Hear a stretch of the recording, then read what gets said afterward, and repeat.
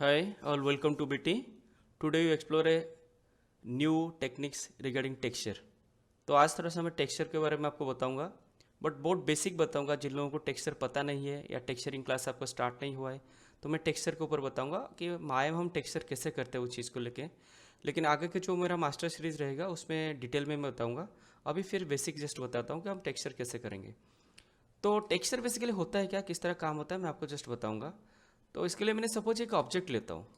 ये ध्यान से देखिए, बहुत सारी चीज़ें नया जो फ्रेशर है उनको पता नहीं है कि सपोज मैंने कभी भी टेक्सचर एक ऐड करता हूँ। व्हाट इज टेक्सचर एंड कि टेक्सचर में हम कैसे काम करते हैं बेसिकली। एंड एक होता है टेक्सचर एंड एक होता है शेडर। तो टेक्सचर का डिफरेंस क्या होता है, शेडर का क्या डिफरेंस है, मैं आपको बताऊंगा। बेसिकली कोई भी माया में आप ऑब्जेक्ट प्रेस करते हो और ड्रॉ करते हो, तो यहाँ पर मैंने सपोज एट्रीब्यूट में गया, तो आपने देखा होगा कि यहाँ पर एक ऑटोमेटिकली एक शेडर होता है, that is called the Lambert shader. कोई भी ऑब्जेक्ट लेता हो, आपने कोई भी ऑब्जेक्ट ले लो, उसमें एक शेडर ऑटोमेटिकली माया का डिफाइंड है कि आप इसमें एक शेडर आता है। वो शेडर होता है लैम्बर्ट वन। इसमें भी आप देखोगे सेम लैम्बर्ट वन, इसमें भी देखोगे लैम्बर्ट वन। बेसिकली अगर मैंने ये लैम्बर्ट वन का कलर कुछ भी चेंज करूंगा, मेरा तीनों में वही कलर चेंज होगा।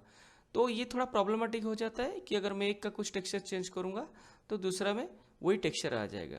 इसका एक सोल्यूशन क्या है, what is the best solution, या टेक्सचर के लिए क्या करना है, एक फ्रेश हम टेक्सचर इसको शेडर इसके ऊपर डालेंगे। नाउ सपोज ये दो ऑब्जेक्ट को मैंने यहाँ पर, अगर मैंने स्पीयर को ले लिया और स्पीयर के ऊपर एक नया शेडर में बेसिकली मैं कहाँ पर जाऊँगा, go to rendering and choose. यहाँ पर एक लैम्बर्ट शेडर मैंने अप्लाई किया।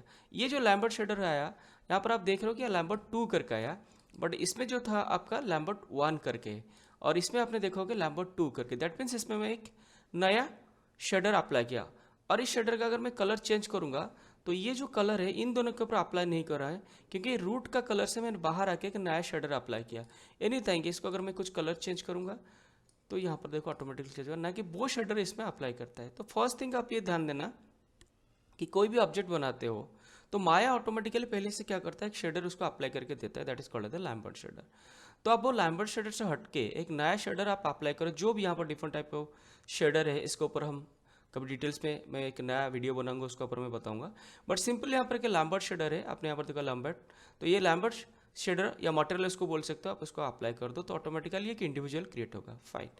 अब यहाँ पर कलर वगैरह चेंज हो सकता है। सपोज इसको मैं टेक्सचर डालूंगा, तो वो टेक्सचर कैसे अप्लाई करेंगे, ये थोड़ा सा लेक्चर आपका डिटेल में रहेगा, तो स्टे ट्यून।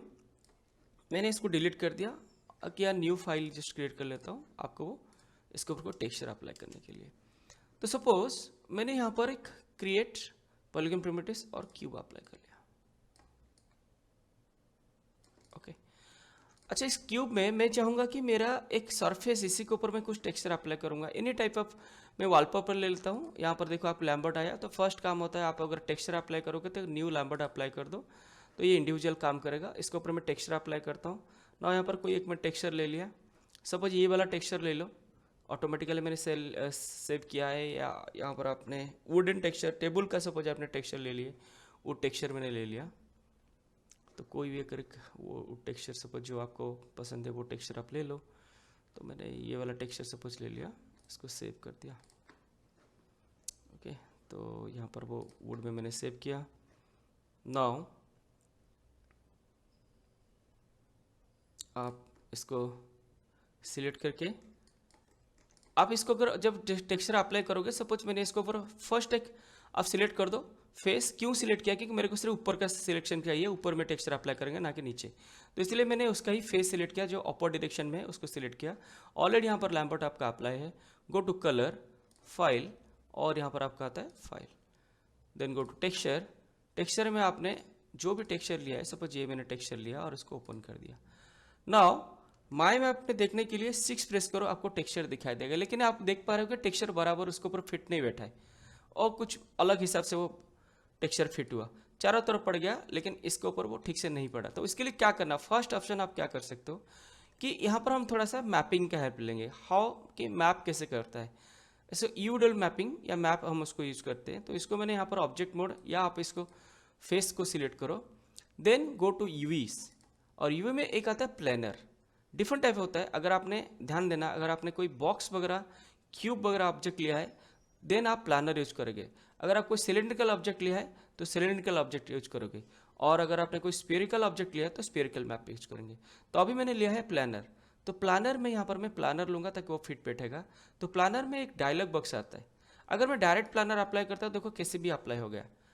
ओके, हमें वैसे नहीं चाहिए, हमें चाहिए पूरा प्रॉपरली फिट। तो क्या करने का, सेम आप उसको फेस को सिलेक्ट करो, then go to UVs, choose planar, और जो डायलॉग बॉक्स है छोटा सा, इसके ऊपर आप क्लिक करो। यहाँ पर आप देखो कि कौन सा एक्सिस आएगा। एक टेक्निक्स आपको बताता हूँ, उसमें कोई ब्लाइंड नहीं है, आपको इसको समझ सकते हो कि यहाँ पर कोने में आ जाओ, यहाँ पर का लेफ्ट साइड का बॉटम कॉर्नर में यहाँ पर आता है वाई एक्सिस। वाई एक्सिस आपको ऊपर को दिखाई दे रहा है, दैट मीन्स प्रोजेक्शन होगा मेरा वाई एक्सिस की तरफ। देन यहाँ पर प्रोजेक्ट फॉर्म आता है, तो आप यहाँ पर वाई एक्सिस करो एंड प्रोजेक्ट करो। इजी सिंपल, देखो ऑटोमेटिकली देखो वो उसके ऊपर मेरा ऑब्जेक्ट फिट हो गया। तो इस तरह का अगर मैं देखूंगा तो यहाँ पर मेरा ऑब्जेक्ट फिट हुआ। और अगर वो प्रोजेक्शन को फिर से मुझे लाना है तो कंट्रोल ए, और यहाँ पर आता है पॉली प्लानर प्रोजेक्ट। उसको अगर एक्टिव करना है तो press T in the keyboard. तो टी प्रेस करने के बाद यहाँ पर आपका कीबोर्ड में आपको देख सकते हो कि इसको मुझे स्केलिंग छोटा बड़ा कुछ भी यहाँ पर मैं कर सकता हूँ। सिंपल यहाँ से आप स्केल कर सकते हो, जैसे भी स्केल करके आप उसको रख सकते हो। सिंपल वे मैंने सिंपल आपको यहाँ पर आपको बता दिया, जैसे ही आप उसको पकड़ के ड्रैग करके आपका डिजाइन क्रिएट कर सकते हो। तो this is all about your poly projection, और वो पॉली प्रोजेक्शन था आपका प्लानर मैपिंग। उस हिसाब का हम नेक्स्ट को लेक्चर को आपको बताऊंगा cylindrical and spherical. This is all about the planar projection. Okay, तो आज के लिए बेसिकली टॉपिक के लिए इतना ही। तो thanks for watching, bye bye.